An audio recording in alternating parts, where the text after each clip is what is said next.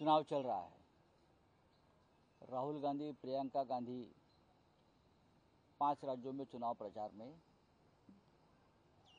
जोर शोर से कांग्रेस को जिताने के लिए काम को लगे हैं। कांग्रेस को जिताने में बीजेपी को हराना। माहौल बहुत ही अच्छा बन गया है। प्रधानमंत्री मोदी, गृह मंत्री अमित शाह जी सब लगे हुए हैं पूरी सरकार को लेकर। पूरा सरकार उतार दिया है। तो इसी समय नेशनल हेराल्ड की प्रॉपर्टी जब्त कर दी।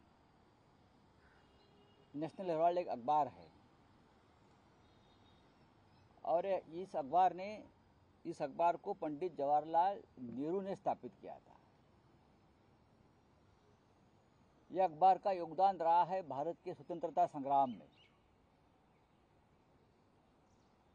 और देश के पहले प्रधानमंत्री नेहरू जी हो, उनका परिवार हो, कांग्रेस के सभी नेता हो, सभी उस अखबार से जुड़े हुए थे। महात्मा गांधी भी। अब ईडी हो या और कोई हो, प्रॉपर्टी जब्त कर ली है। कुछ केस होगा, हो सकता है। बीजेपी में भी ऐसे बहुत से है केसेस, लेकिन उनकी प्रॉपर्टी जब्त नहीं होगी। अब इकबाल मिर्ची की प्रॉपर्टी खुली की जाएगी। हमारे भी प्रॉपर्टी जब्त कर दी है। जिस घर में मैं रहता हूँ वो प्रॉपर्टी भी जब्त है। जो हमारे विरोधी है, जो हमारे खिलाफ प्रचार कर रहे हैं चुनाव में, वो सभी को इस प्रकार से आप परेशान करेंगे। लेकिन जो आपके वॉशिंग मशीन में आ जाएंगे, उनकी प्रॉपर्टी छूट जाएगी। अब जो बीजेपी के साथ जो एनसीपी के लोग गए हैं, चाहे अजित पवार हो, चाहे प्रफुल्ल पटेल हो, चाहे हसन मुशर्रफ जी हो, हाँ, शिवसेना के लोग हो, उनकी भी प्रॉपर्टी ईडी ने जब्त कर ली थी। लेकिन अब मेरी जानकारी है अब वो छूट रही है।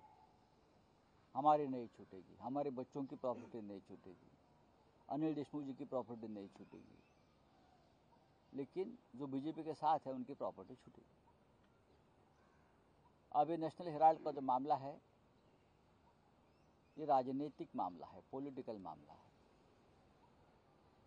आप हम सबको दबाना चाहते हो, हमारे आवाज दबाना चाहते हो,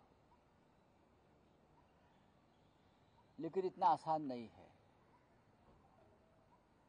ये लड़ाई देश के लिए चल रही है, देश के लोकतंत्र के लिए चल रही है और ये चलती रहेगी। चाहे आप हमें गिरफ्तार कर लीजिए, चाहे हमारी घर, जमीन, जो भी थोड़ी बहुत प्रॉपर्टीज है वो जब्त कर लीजिए। ब्रिटिश काल में यही होता था, उस वक्त भी यही होता था। ईस्ट इंडिया कंपनी थी, अब वेस्ट इंडिया कंपनी है।